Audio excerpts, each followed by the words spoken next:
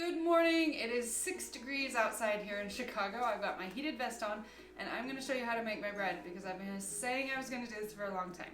So here we go. First we start with our scale and a bowl, and you measure out 320 grams of water. I use a plastic bowl because it's easier to clean. You know what? That's 340. That'll be fine. I'll just put in more flour. Then tear it out. And what we're going to do is now add our starter. The starter I fed yesterday morning and it's been sitting for 24 hours. And it's a little deflated, but that's fine. It'll do great. So into the bowl, we put our starter. And then I will show you how to feed the starter. So let's say I didn't want to make bread that day. I would just, instead of putting that into my bread, I would just put it into the trash. And then I would feed it like this. I always use a butter knife because it's just easier to clean than a spoon afterwards. And then I have this sitting on my counter, and it's a mixture of 90% white, 10% wheat that I make. I just put 90% white, 10% wheat into it. And that extra wheat helps the starter grow better and it has more nutrients. So I eyeball this, but you can measure it out, and it's about 30 grams of white, or of the flour, and then 30 grams, equal parts, flour and water. That is too much water. You can dump a little out, and then mix it together. Oh, I need more flour. You know what? It's fine. It's a cold day. It'll be fine. I'm not making bread tomorrow, so I'm just gonna dump this out anyways, so. Now, if you don't want to have it on your counter at all times, you can put your starter in the fridge, and that lasts for up to like a week. And then if you really don't want to deal with it, you can put your starter in the freezer, and that will last out 3 months, I'd say. Anyway, so I'm done with my starter. This is just going to go back on my counter, and it just sits in a corner over here until I want to use it. So I've dumped my starter into my water, and then I mix these together. And by mixing these together, it just helps to incorporate the starter into all parts of the dough better. And then, once that's good and mixed, I'm gonna tear it out so it's 0. And now we add 400 grams of a combination of white and wheat. So I use King Arthur white flour. You can find it at Costco. It's really the best flour. And today I think I want more of a wheat loaf. So I usually use maybe anywhere from 100 grams of wheat to 50 grams of wheat. Today we're gonna do 100 grams. So I'm gonna measure out, I need 400 grams of flour. So we're gonna get 300 grams of white. There you go. And then 100 grams of wheat, which is a lot. That's actually a lot of wheat for a loaf. But it's a cold day. I need a hearty loaf. That's what we're going for. Oh, and remember how we had 20 grams extra of water? I'm gonna add a little extra flour just to compensate for that. All right, then we mix this together. And it doesn't have to be really well mixed. It's just so that there's no dry flour sitting. And we haven't added our salt. That will be the next step.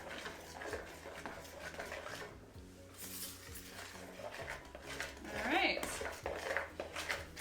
So this is pretty much, it's really a shaggy mess, and that's fine. We're just bringing it together. And then I just leave I use the same butter knife to feed my starter first, then to make my dough, and then I just leave it and use it. And I use a lid instead of saran wrap to cover it, because this is more sustainable. So we're gonna leave that for a half an hour, and then we'll come back in a half an hour and add the salt. Okay, it's been a half an hour, and I'm gonna add salt to this. And then let's see, I of course wash my hands. And the heater's turning on because that's what the heater does these days. Ooh, perfect. So this is gonna be 6 grams. You can add more or less, but I mean, it's the only thing that makes this more than matzo dough. So 6 grams of sea salt is a lot. Thank goodness. Why is it not registering?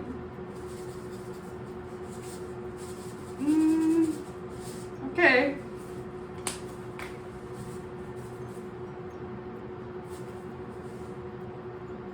That's enough. My scale isn't working for some reason. Okay, so then you poke it in. And then let me show you. One thing I like to do is squeeze it through my fingers to really incorporate it into the dough. Yeah, this is a wheat loaf for sure. It's more dense. If you do all white flour when you do a dough, you'll see that it is super like smooth and elasticy, whereas this dough is going to be a little bit more rough, but that's fine. It's better for you.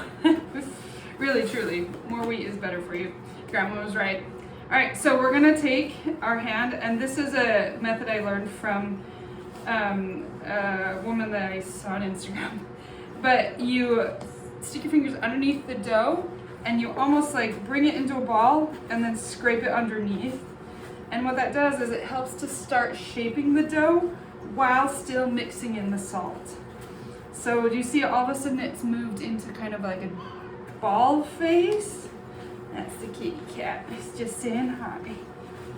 And you're supposed to do this for about 5 minutes to kind of start getting the dough into a ball shape, like that. All right, so I'm gonna do this for 5 more minutes, and then we'll come back and do our first coil fold, and I'll show you how to do a coil fold. Okay, now it's set for another half an hour, and it's spread out and kind of congealed a little bit better, and you'll be surprised it becomes very smooth very quickly with this coil fold.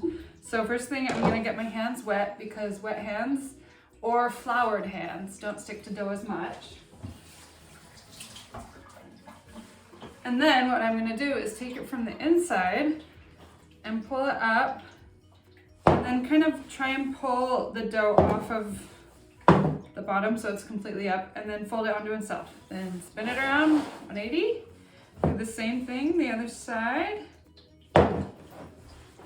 All right, and then I'm gonna do the other side. So you're making kind of like a square with this coil fold and bringing the edges so that it folds underneath the dough.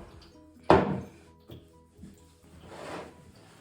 gonna do just one more little cold. Okay, and you see that? It's already started to smooth out on the top.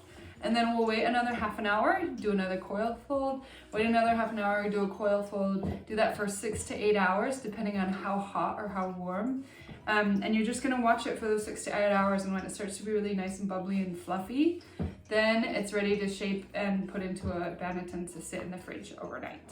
So, I'm just gonna let this sit. All right, it's been 12 hours. This is where we do the real talk. Yes, ideally you turn your dough every half an hour for 6 to 8 hours, but life isn't like that, and I don't want to build my life around bread.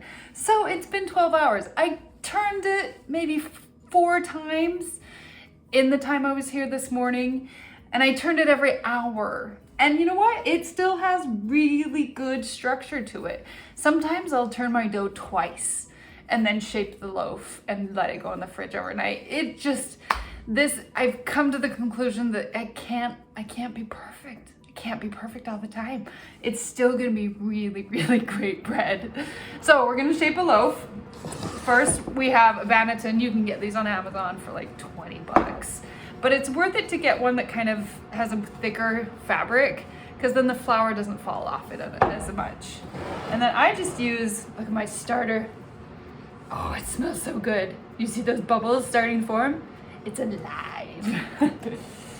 So I take a little bit of my premix that I use to feed my starter, and I just dust the inside of this Bennion.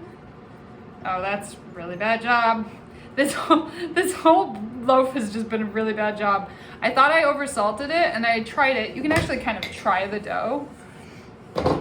And not supposed to eat raw dough, but whatever.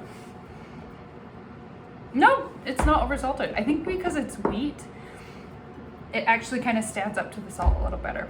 So, okay, but now we're gonna shape the loaf, and I'm gonna get my hands wet. So, I just recently, like a half an hour ago, I turned it. I came home from a long day, and I turned it right when I got home, and then I let it sit for another half an hour.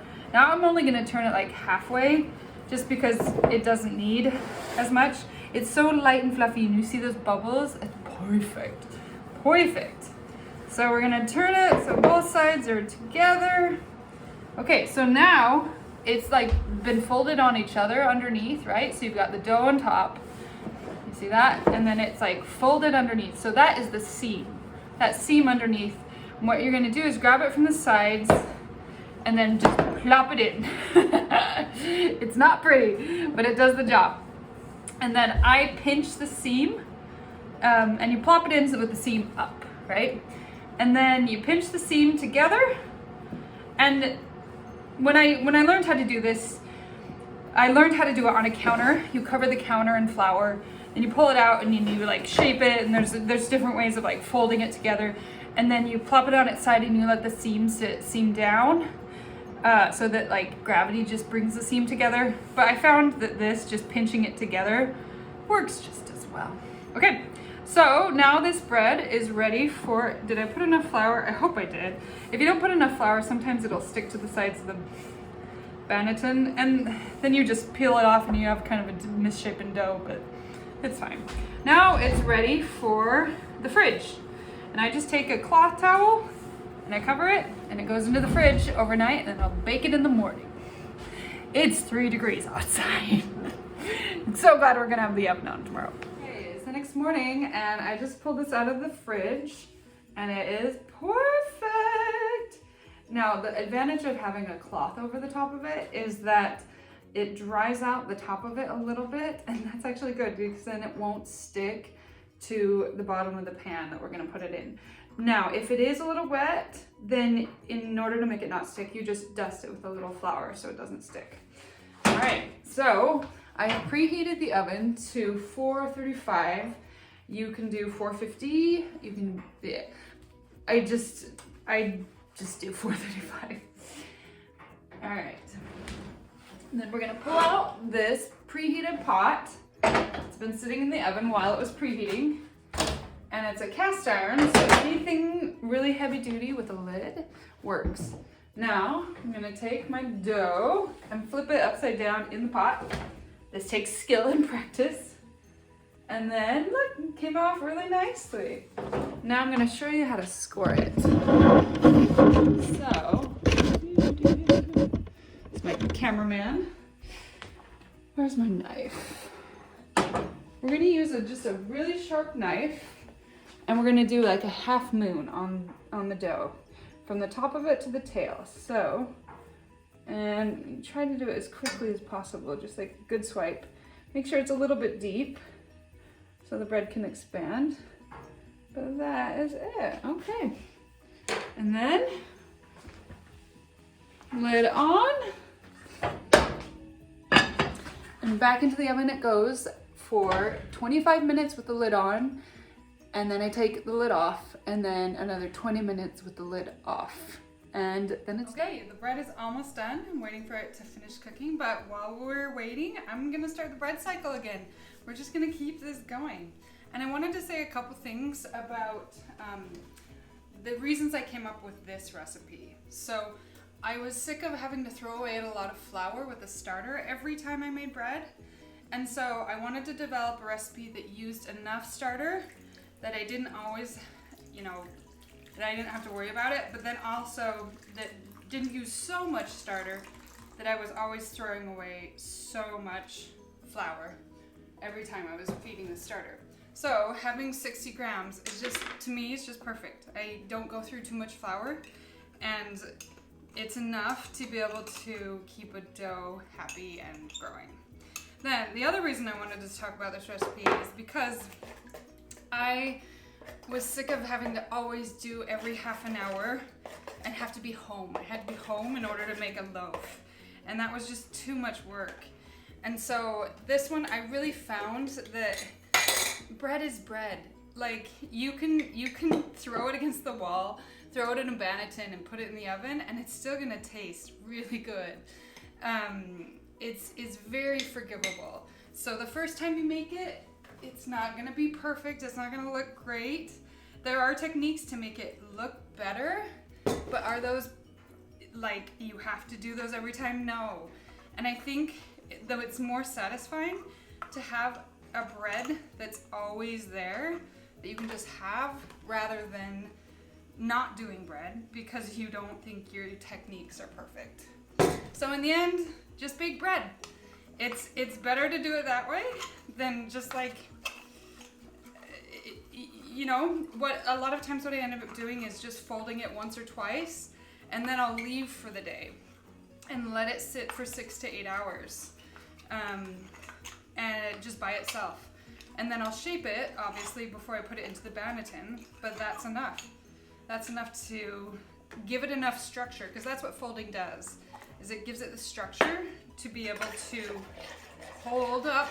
It's almost like a balloon, okay? So when you knead dough, when you're doing a faster dough, you are building gluten into the structure of the loaf, and it builds in it a different way. I gotta think this through. Okay, so now we're 320 grams of flour, 400 grams. So we're gonna go, this one I'm gonna do mostly white. We'll do kind of 350 white. And you will get flour all over your kitchen. It's just part of the recipe. And then,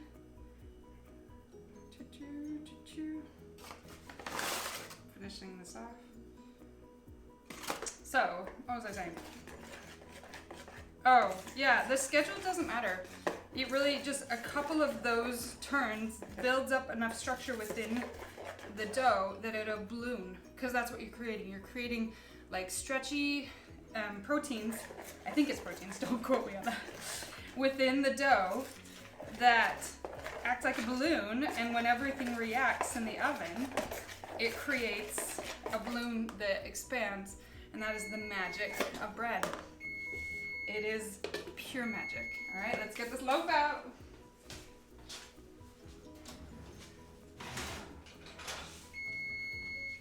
Ooh.